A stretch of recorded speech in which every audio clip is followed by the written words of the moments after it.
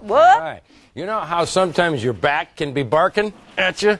Well, we're going to put an end to chronic back pain in 3 easy steps. Dr. Michael Pritzker is here. He's going to share the secret of spinal correction. He has the program.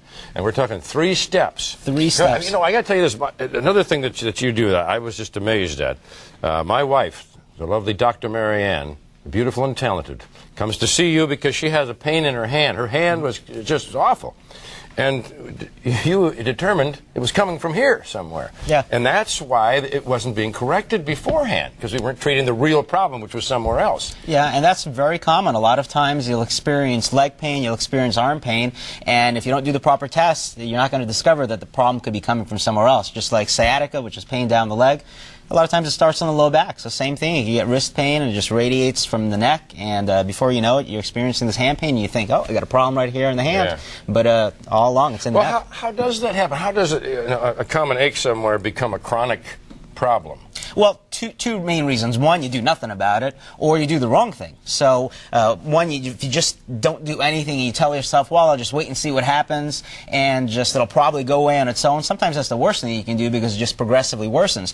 The other problem is you can go to your doctor and they give you the proper diagnosis. Very often they'll say, well, you have a disc problem and the disc needs to be fixed, and all of a sudden the treatment has nothing to do with the disc. They might give you a muscle relaxer or they'll tell you to exercise, so they end up treating completely the wrong thing, and that's where the problem just continues to worsen and it continues to get chronic. You just end up covering up the symptoms and don't get to the cause. Right. Now you brought a pal along here. Yeah, that's my friend. I want to show this guy. When we came in, we had him standing up. He was standing up like this. Yeah. But we had to lay him down because he's hogging the picture. Yeah. You know, he's becoming the star of the show. We can't have that. And we were coming to come up with a name with him. Elvis the Pelvis down here. But then you got Red Skelton. So we got a few different names. But what are we going to show? What are you going to show me with this? Well, the main thing is you can see when you look at the model over here, there's so many different things that can go wrong with the spine.